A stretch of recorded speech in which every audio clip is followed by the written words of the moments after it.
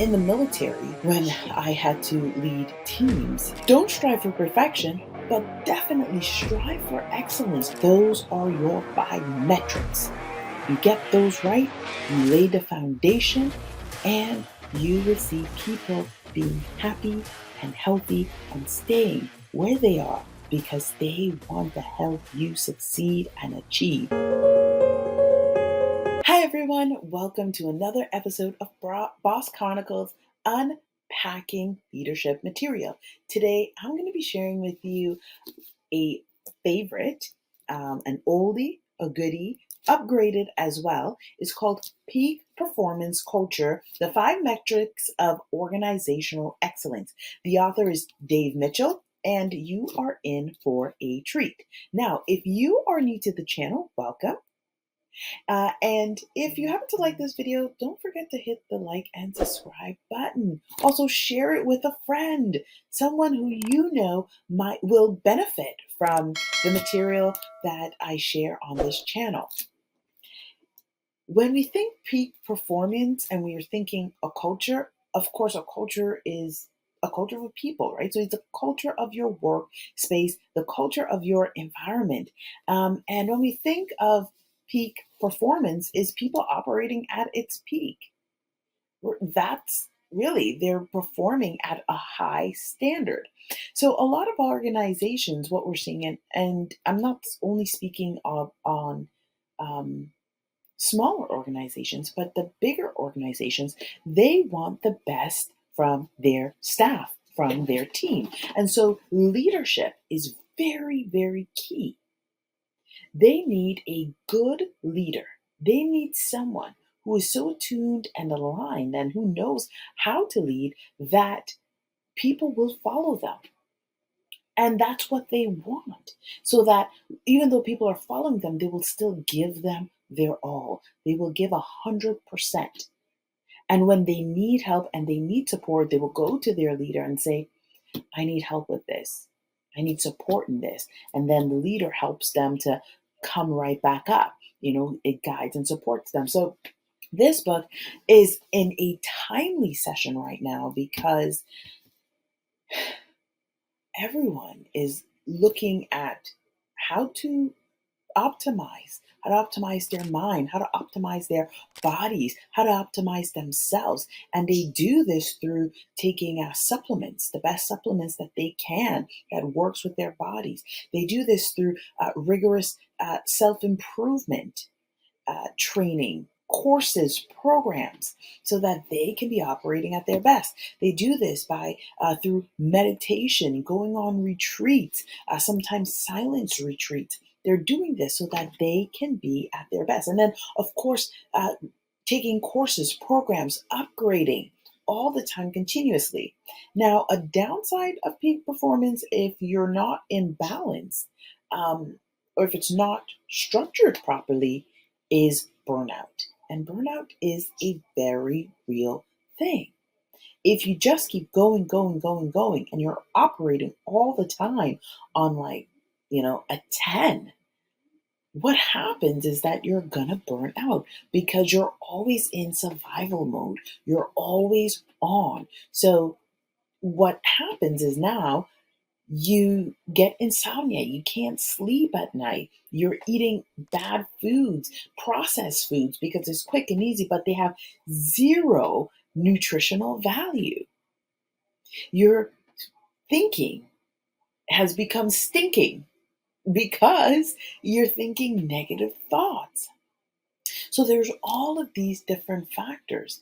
And if you have a business or you are an executive or the CEO, you need to really work with the leaders in your department so that not only are they happy and they're performing at their peak, but their team is doing it, but they're doing it in a healthy and holistic way. And that is key. How do you perform in a healthy and a holistic way where you're operating at your highest potential? And so this book right here, Peak Performance, helps you with that. And so you may not be a senior VP, you may not be the CEO, but hey, you're on your way there. You have goals. Maybe you're in an organization right now and you're thinking to yourself, I want to be an entrepreneur. You have to understand how to communicate with people. You have to know how to get the best, how to draw the best out of others so that they are happy and content and willing and wanting to do the work so that the business can be successful, so that your mission, your vision can go out there to reach, thousands and millions, if not billions of people. There are over 7.5 billion people on this planet. So there's lots of opportunities for you here. With the peak performance culture, with this book, I thought this book was lovely. It is, of course, it's a hardcover. It's not really thick, but there's a lot of information because now you're looking at it from an organizational standpoint. I will share. I'm a board advisor, and now I have to chair a committee. So I'm going to be on the board of governance, which is to govern the leaders on the committee as well as the team, the staff, right, of the organization. And an opportunity just arrived where I can be vice chair. So now I have a mentor, right? The president of the board as well, and learning from him so that I can expand and grow as a leader. Now, many people don't want to be on the governance committee because it's a lot of rules, it's a lot of um, you have to bring people together. You have to bring teams together, leaders together, making sure that are they getting the right training? Are they happy? Are they bound? Like all of these different factors. And because these are both board members and, of course, a team of staff, right? You're overseeing so many things. You have to, I have to now pay so much attention to the details and the intricacies of and the vision and the goal, and at the same time make sure that I'm operating at my highest potential, but I'm not getting burnt out, stressed out, overwhelmed, or burdened. Now, I chose this because this is the next step that I need to take right now. In my development, as well as to be able to best support you. And when it comes to organizational structure, when it comes to systems, it is very important to understand it. Too many people get into business and they do not understand systems. They do not understand structure. They do not understand organizational excellence. They think it's perfection, and it is not. There is a massive difference. Look in the dictionary, it tells you what the meaning of um, perfection is and the meaning of excellence. So, yeah, when you look at the meaning of the words perfection and the meaning of the word excellence, the difference between perfection and excellence is that excellence, you're striving to do your absolute best, but you can accept that failure and mistakes can happen, and you're willing to learn from them. And that's a key difference with excellence. You're operating from a place of excellence, but you're also aware that, hey, you know what?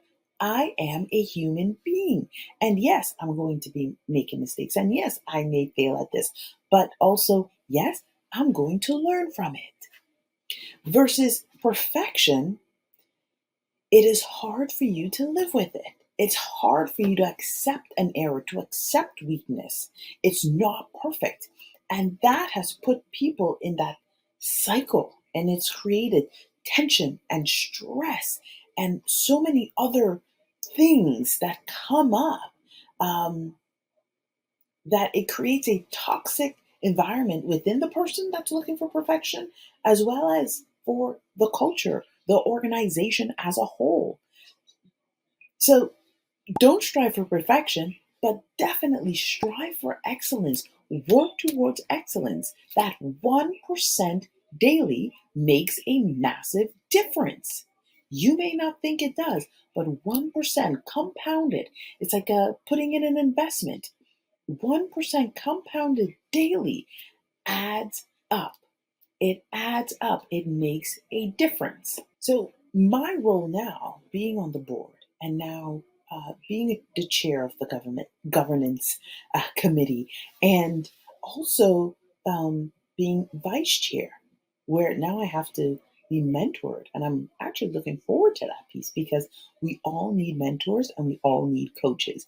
And when you get a good one, it's game changer, life changing. We all need sponsors. Like it's incredible. It's definitely life changing.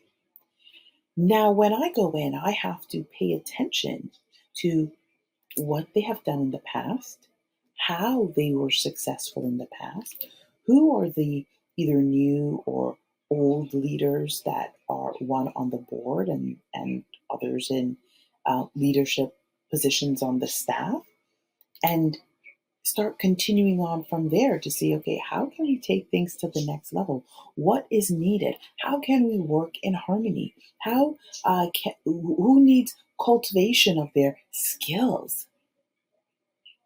What skills are lacking or needed? So there are all of these dynamics that I have to look at. And so now I want to share a bit with you, and I'm doing it through this book. Now, I'm not going through the entire book. Sometimes I go through the book as a whole and I pick specific chapters, but today I'm really going to be focusing more so on the appendix piece. And the reason why is because it's shorter and it is easier to get the main points. But when you read the actual book itself, it goes in depth. It shows you step by step, and it really encourages you to work with the leaders in the organization, to unite the leaders towards a single vision.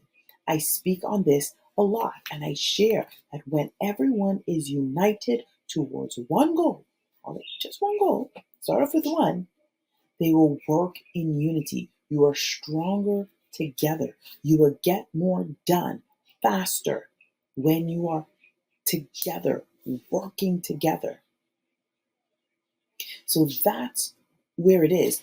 In the military, when I had to lead teams, I remember when I was transferring from the Army, I spent about 6 years in the Army, and I did an elemental transfer to the Navy. And when I officially started sailing, it was tough because I knew no one. But I was in charge of my own team.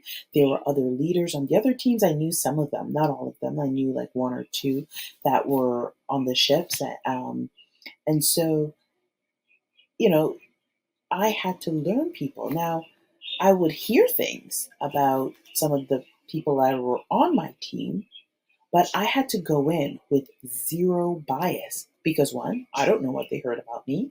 Two, I can't go in with a closed mind, with an assumption based on rumor.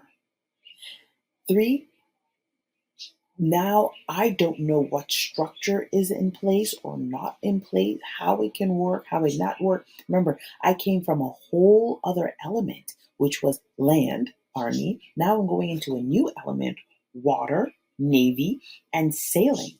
So in the army, if we're going on a mission, we're doing anything, you're rarely on a ship. You can get uh, phone service. It's pretty convenient and easy to get service.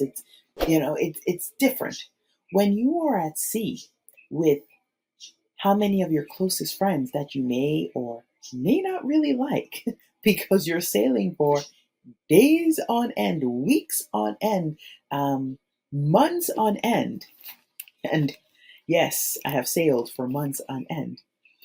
It gets tiresome. And You cannot go in. I couldn't go in with biases based on rumors. I had to go in to figure out, who am I working with? I had to share with them who I was, what I was expecting of them, and letting them know that I am here to work with them. I am here to work with them. And because I'm here to work with them, it's the only way we can have a good sale, when we're working together. Before I took command of, in one of my departments, in one of the departments that I was in, I had a boss, and we were sailing to go on a mission, and I will say, not a very good boss. They did not understand organizational excellence. They did not even fully understand their job, but they were in the position that was beyond them. And there was myself and a few other team members. It was a smaller group, and I was like, how am I going to do this? Like, nothing was good enough for this person. She was expecting perfection instead of excellence, when everyone was doing their best. And the worst part was, this wasn't really the worst part, but one of the biggest key is, before you can go out on any mission, we have to do workups. And workups is when you have to train, right? To make sure that you gel as a team and as a whole, that you gel, that you guys stick together, because when you're out there, it's you, and as I said, you and how many ever of your closest friends, hundreds of your closest friends, depending on the size of the ship that you're on.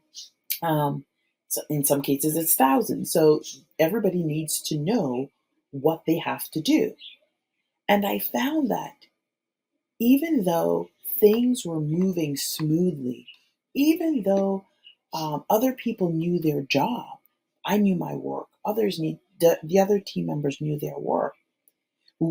Because this person was expecting perfection, she alienated herself from everyone else, because she thought she was separated from, or different from, which she was not.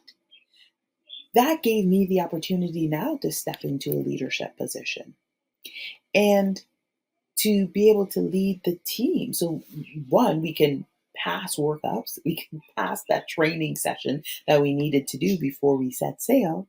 But two, let the team know, hey, I'm here for you. I got you, and and to stand up for them when needed.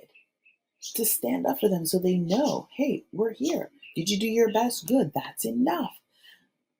Towards the end of that sail, because there was so much that was going on,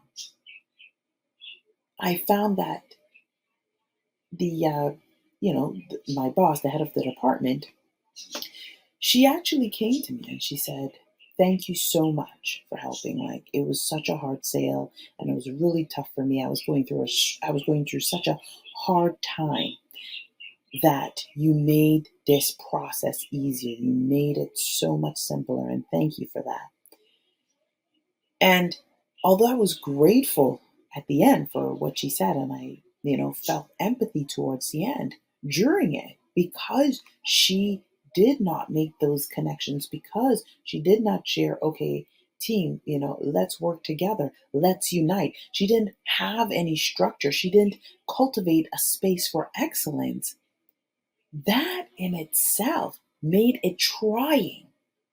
It made it trying, really trying. I had to work really, really hard to be a bridge between the team and with her, and then to be able to show her the respect um, that she deserved.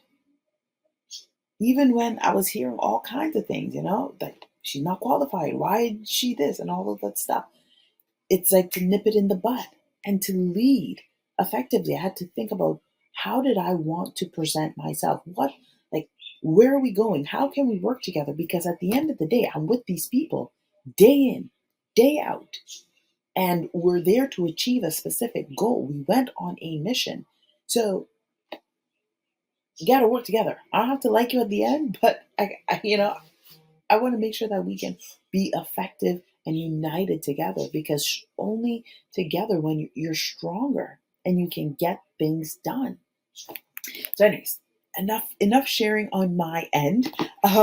Back to peak performance culture, the 5 metrics of organizational excellence. So, as I mentioned, get in there, read the book. It's so in depth, it's so rich. It has all of the information that you need.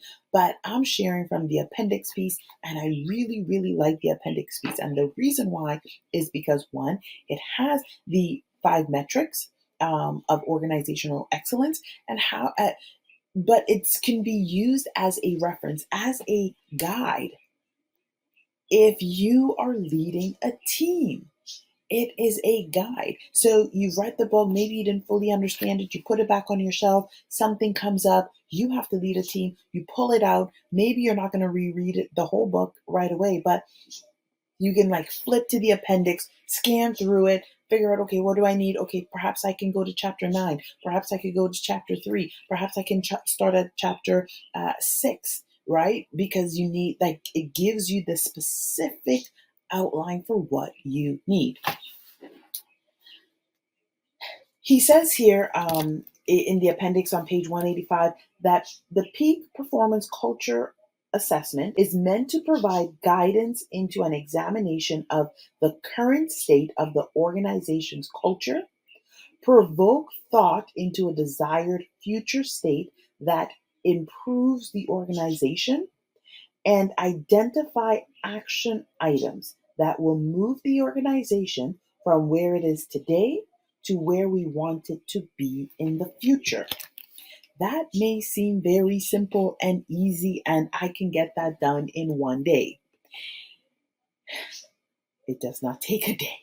Rome was not built in a day, right? And in this case, it does not take a day. And as he said, it is the assessment is a guideline. It's there to provoke thought. Now, the thought that he's provoking is that of the leaders. He needs to know, what do you need? What changes are necessary in your department? And the reason why the person who is either the CEO or the governance, the head of the governance, whoever it is, the reason why they need to know that and to provoke the thought is so that they can best ensure that you and your team is working harmoniously with the whole while having all the things and resources you will need. Now, would you get everything 100%? Probably not. But if there's training that's needed, the training will be given. If there's a way that you could improve 1% or make life easier by that 1%, then share it. It's there to provoke thought. It's there for yes, you, to say, how can I work with others? Yeah, going back to kindergarten, elementary school, you gotta play nicely with others a little bit. Yes, you will have your differences. Yes, you may think your team is the best, but remember, they're looking at it from a holistic point of view, a whole point of view. And so that's why he says, when it comes to peak performance, you need to know, where is the organization at right now? Where's the organization?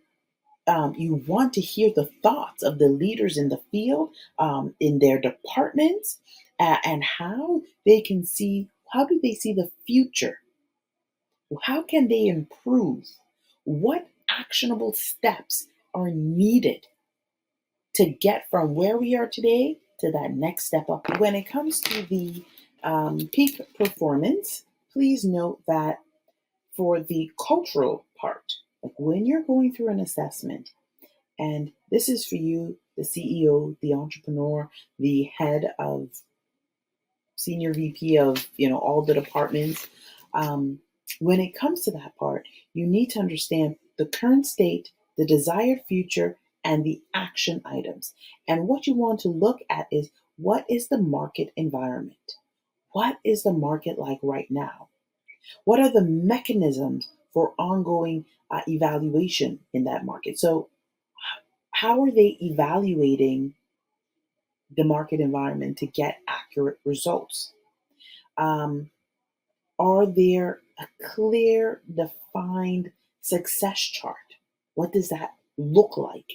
As well as the core ideology that connects the market environment with the scoreboard. Now, that's for the cultural component, right? What is the culture like right now? What is in place to assess the culture right now? Do we know? Do we have a clear success goal or vision of what the culture looks like successfully? And then, of course, connecting the research with the actual evidence, with the proof, the testimonials, dare I say, together, so that to know that it's working harmoniously. The next part in the cultural component, and that's for a horizontal alignment, and he shares what that is. Then we get into vertical alignment. Before I get into vertical alignment, I forgot to mention horizontal alignment is it requires that the organization has clear mechanism for ongoing evaluation in the market environment.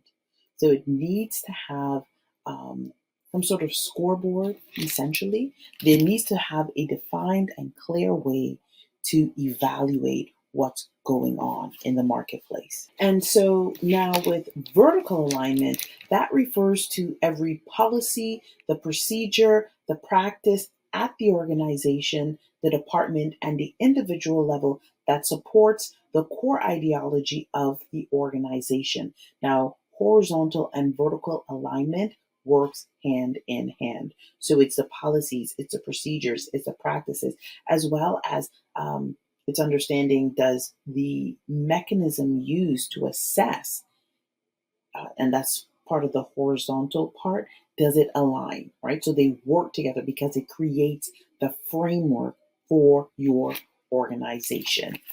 And that is key because when you have good foundation, it is hard to shake it. The next one is leadership ideology. And this one, it's how you speak to people, really. How are you communicating with others? Your leadership ideology reflects the accountability and the creativity that is fostered and cultivated in your space that drives peak performance. So your level of communication is very important.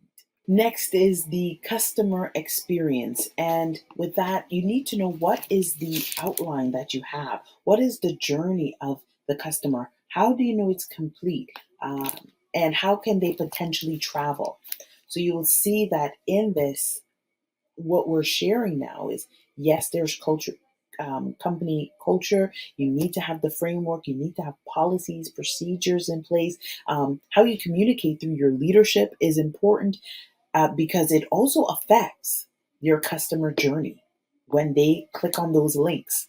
And so every department, your marketing team, your sales team, your social media team, your purchasing team, the admin, HR, every single person plays a key role in what's going on here. But when it comes to the customer experience, you will see sales and marketing working together more so because they're the one that have to take the customer on the journey. They're taking the customer on the journey. And finally, the employee experience. So there must be a way to gauge employee satisfaction and loyalty. Is it going to be 100% all the time? No, it's not 100%. But work that 1%. Start putting things in place, and then you can get a culture of organizational excellence where peak performance can be achieved. Remember, you have horizontal alignment and vertical alignment, they work hand in hand. Why? They're creating the framework. It's telling you what's going on in the market. How do you assess what's going on in the market? And then the vertical piece was just talking about the practice, the policies, the procedures, all of these things. And they put the framework. Number three, it's the leadership ideology. What is the leadership like? How are you communicating with others? Number four is the customer service experience. How are you taking your customers on a journey? Is it mapped out? Is your marketing, is your sales team, are they working together? Are they in unison? Is there a clear, defined goal? And of course, the employee experience. How is your staff? How is your staff satisfaction and loyalty? How is that achieved? Now, it could be a verbal thing. Maybe you do a survey. You don't have to do anything it's super duper in depth every single time. It could be a quick survey. Maybe it can just start off with every quarter you have a company day or a family day or something. I don't know what you're going to come up with, but you're going to find a way to like make sure that the staff is happy. So, peak performance culture, do I recommend it? Yes. Do I believe in organizational excellence? Yes. Perfection? No. Excellence? Yes. And there are 5 things to learn from this. 5 ways that for you to measure peak performance culture and to start implementing it. I've talked about the 5 and I'll repeat it again. Horizontal alignment, vertical alignment, leadership ideology, the customer experience, and the employee experience. Those are your 5 metrics. You get those right, you lay the foundation, and you will see people being happy and healthy and staying where they are because they want to help you succeed and achieve.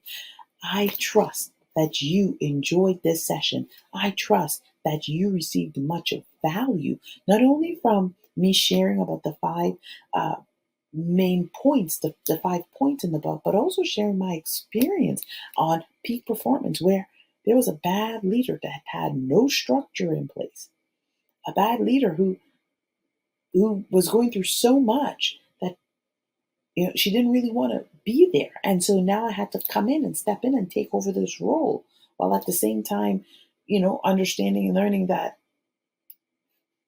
she's in that position. Yeah, this person's still there. She has final say. But stepping in so I can protect the team, stepping in to lead the team because that's what I was born and created to do.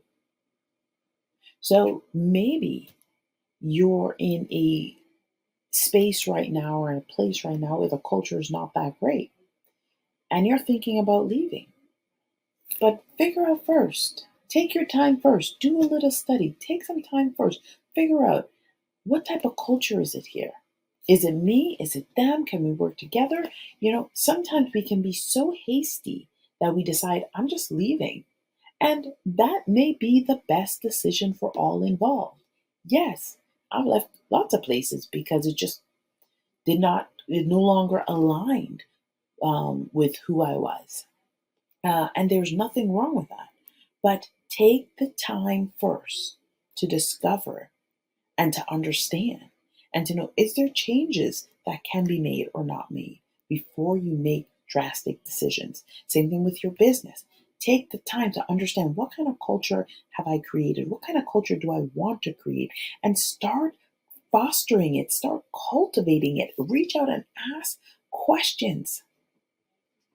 I trust that you enjoyed this session as I did. Let me know in the comments your thoughts on this book if you have read it, if it's something that you will read, and if you have any questions, just put it in the comments. Don't forget to hit that like button and subscribe if you would like to learn more leadership literature works. Have an incredible day, and I'll see you on another episode.